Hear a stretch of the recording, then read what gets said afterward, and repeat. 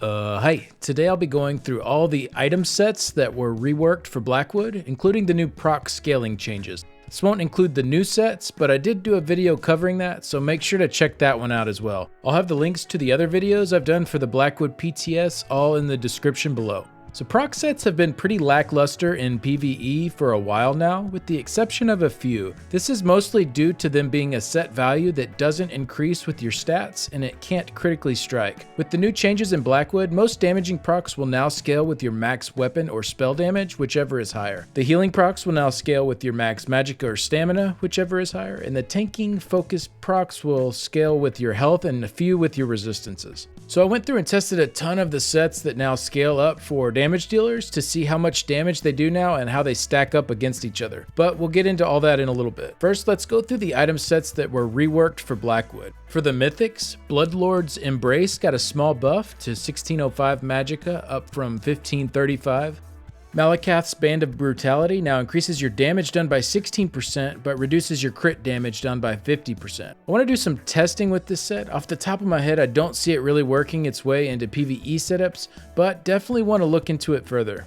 Ring of the Pale Order got a pretty interesting rework. The healing is now 20% of your damage done, up from 18%, and no longer has a cap for how strong a single tick can be. This is going to be a very nice buff for solo play. However, it now has the drawback of decreasing by 4% for every group member you are with. So in a 4-man dungeon, you'd still get 8% of your damage done returned as healing. This is still pretty good. That'd be like 4k heals per second if you were doing around 50k DPS. This does kill the set for 12-person trials though, which honestly I'm okay with. For the arena sets, Precise Regeneration, the Maelstrom Restoration Staff, got a small buff to 558 magicka restored, up from 500. And then for the crafted sets, Dragon's Appetite will now have a half-second cooldown for every stack instead of 1 second, and the heal now has a 5-second cooldown. So you'll be able to build that one up a little quicker than before. Gravestake Collector got a little buff to 4564 magicka and stamina return, up from 4190. Vampire's Kiss got a nice buff. These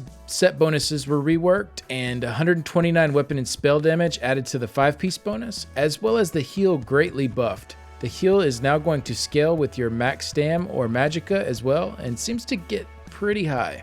And then Willow's Path got a nerf down to 18% to all your recoveries. It was previously 25%. So for the dungeon sets, Amber Plasm got a small nerf to the recovery bonuses. It grants down to 245 from 275. Archer's Mind got a small buff up to 8% crit damage and healing, or 16% when sneaking. Blood Drinker got a bit of a rework as well. We covered the abilities that were changed to bleed abilities in the combat balance video, but this was done as there are several more hard-hitting abilities that now also scale up with this set. So the set bonus went down to 20% from 33%. I'm pretty interested to test this out on some setups that are heavily focused into bleed damage. Bone Pirate was nerfed to 133 recovery, down from 167. Elemental Catalyst got a nice buff up to 15% crit damage total, up from 9%. This was already a must-have, but now is even better in group play. Hollow Fang got a nerf down to 1750 magicka restored, down from 2523. Pretty hefty nerf there to Hollow Fang. Then Shroud of the Lich was buffed to 1106 mag recovery, up from 1032.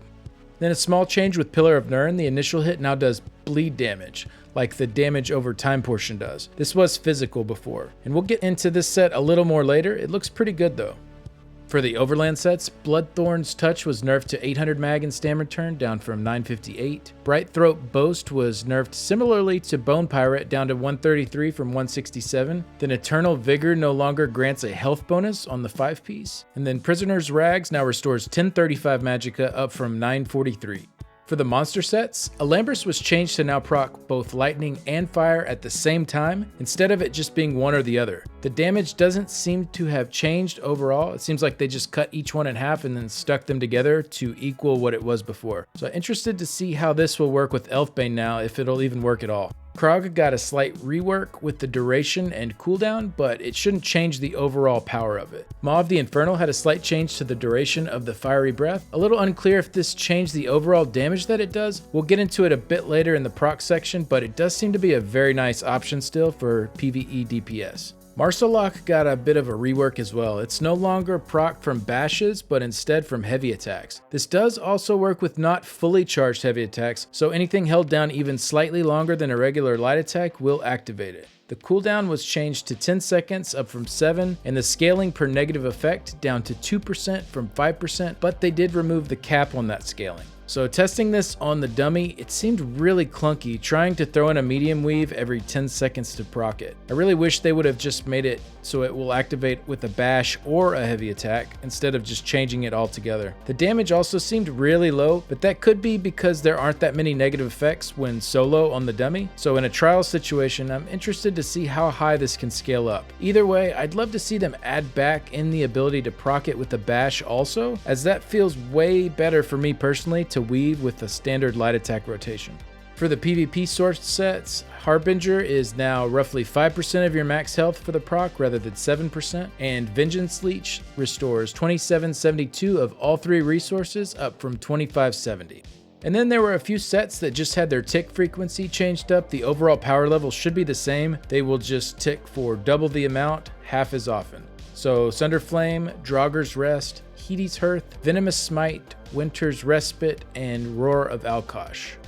Alright, let's move on to the proc sets. So I'm not going to go through every single one of these sets that were changed. It's pretty much every set in the game that has a proc for damage or healing. It will now scale with either your weapon or spell damage, your magicka or stamina, or your health or resistances. The patch notes on the forums has them all listed if you want to see everyone covered. I know the PvP community is not too happy with a lot of these, especially the ones that are scaling with max health and resistances. So we could be seeing changes in the coming weeks to that, but in my testing, I focused on the ones that might be used by damage dealers in PvE. So I tested the 5-piece stamina and magicka sets, as well as the monster sets, and I'll show which ones got the best results. For the 5-piece stamina sets, here were the top 10. So a few notes about the list. Alkosh's damage was actually half that, but on the testing dummy, you only get 1 synergy per 20 seconds to activate it. So the value there, I doubled it up, assuming you'd get at least 1 synergy every 10 seconds to keep the setup. So that number could be a little higher or lower depending on how many synergies you're getting. Then Pillar of Nirn, Aegis Collar, Azurblight, Unleashed Terror, Venomous Smite, and Alkosh are all AoE damage, so that is something to consider when looking at the damage totals.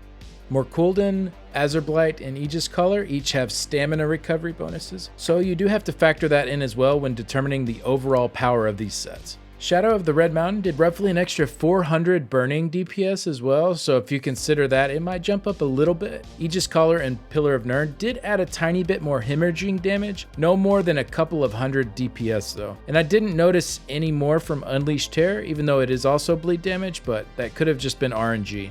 And then finally, Arms of Reliquin is currently bugged and not scaling properly, so it should actually be doing even more than it's showing here. So overall conclusion, I don't think much is really going to change in the top end sets that we use. The non-proc sets are probably still going to be the best in most situations, but Pillar of Nirn, Aegis Collar, and Azurblight Reaper stood out to me the most, as those are all AoE damage and hit pretty hard. So I think they could be pretty nice in some situations.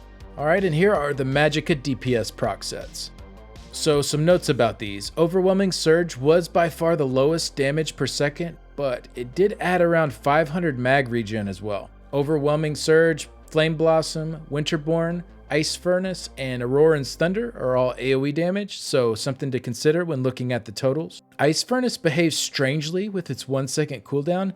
Even with an Ice Staff and the Winter's Revenge ability on Warden, it still didn't proc every 1 second. So it ends up a little lacking, and even more so if you only have one ice ability activating it. Auroran's Thunder had the highest damage for an AoE proc, but it has a spell pin and a health bonus on the 2 through 4 piece, so not the best you could hope for there. And then Icy Conjurer also has a pin bonus, which could be good if you need the pin, but a blank stat if you don't. Another thing with Icy Conjurer is that you need to apply a minor debuff to activate it. This might mean, depending on your setup, that you'd have to run an ability that you wouldn't run normally just to keep this up. And so I think Calorian is the only one that really looks kind of appealing to me out of these. Even then, I don't really see it outperforming other more traditional Magicka DPS sets. It does have the best 2 through 4 piece bonuses though of these, and nearly the highest proc value as well. So I don't think it'd necessarily be a bad option. I just think your more popular sets like Mother Sorrow, Medusa, Sororia, all those will probably do better. Could be okay for very short bursty stuff though. Alright, now let's look at the monster sets. So I'll start by saying I couldn't test Domihaus since the ring doesn't actually hit the trial dummy. It still should be like the top 3 options for both Mag and Stam DPS though. So here are the top sets I tested on Stamina DPS. So a few notes about these. Iceheart, Maw of the Infernal, Kaj'Alnar, and Stormfist all have 1-piece bonuses that don't boost your DPS as a stamina damage dealer. Marsalok, as discussed earlier, should perform better in actual trial situations with more negative effects active. Maw of the Infernal I also tested using Daedric Prey on my Stamsorc, and it did 4053 DPS with that active, which would slide it up to 3rd highest. So overall, I don't really like how many of the top options for damage are coming from the Magicka sets, even on a stamina character. I guess they do all have slightly different uses, but Villadreth and Krog being so low is a little disappointing. And remember again, Domihaus would probably be top 3 here as well. We just couldn't test the proc on that. Alright, and here are the ones I tested for Magicka DPS. So this list surprised me a bit more than any of the other ones. The only one piece here that doesn't boost your damage is Stormfist, though the spell pin on Valken could be wasted if you're already at pin cap. And I was surprised to see Grothar so low here, but it is one of those sets that works really well with Elfbane as it gets nearly 100% uptime there. The Maw of the Infernal damage was on a Magsorc with Daedric Prey, so that would probably drop to about 3500 DPS or so otherwise. Still seems like a really good option regardless of class. And then Iceheart surprised me that it was this high compared to some other sets that don't add survivability. I think 3k DPS is an okay range for it, but I'd like to see some of those monster sets below it get bumped up a little bit. For Narayanth, I didn't use Force Pulse. For situations where you are using that as your spammable, it should proc a little more since it does come from direct damage, and Force Pulse is 3 instances of direct damage instead of 1. But overall, I don't think that would be enough to really shift the way this is ranked in here. So all of these are AoE except Kaj'Alnar and Zaan, though Valken and Maw's AoE is very small compared to its total damage. And I was a bit surprised that Kaj'Alnar did so well. I wasn't expecting too much from it. You don't really hear much talk about it, but over 4k DPS and probably a little more reliable for a lot of fights than Zaan is. So we'll see what happens in the coming weeks on the PTS. I'll make sure to cover it here. I know the PvP community is not currently happy with the proc scaling, but if they nerf it down, I don't see much changing for the PvE side of things compared to how it is currently on live. And I'm not sure what a good solution for the current proc set problem is. I mean, they're fun. We don't want to get rid of them. They have cool effects, but most are too weak in PvE, but too strong in PvP. So maybe if they were nerfed by a decent bit, but could critically strike in PvE, but not critically strike in PvP, maybe that would be an option. But I know ZOS typically doesn't like to separate functions like that between the 2 game modes. Overall though, I don't think the current iteration of the scaling is probably the answer we're looking for. Alright, well that's going to do it for this one. Let me know in the comments what you think about the set changes and if you have any ideas to make them better. A big thanks to my current Patreon supporters. If you'd like to see how you can help support the channel, I'll have a link in the description below. And a special thanks to Nicholas, Simon, Privy League Guild on PlayStation's EU server, and Cougar is Bay in the Cougar Town Guild. Thank you so much for stopping by. I'll see you all in the next one. Bye.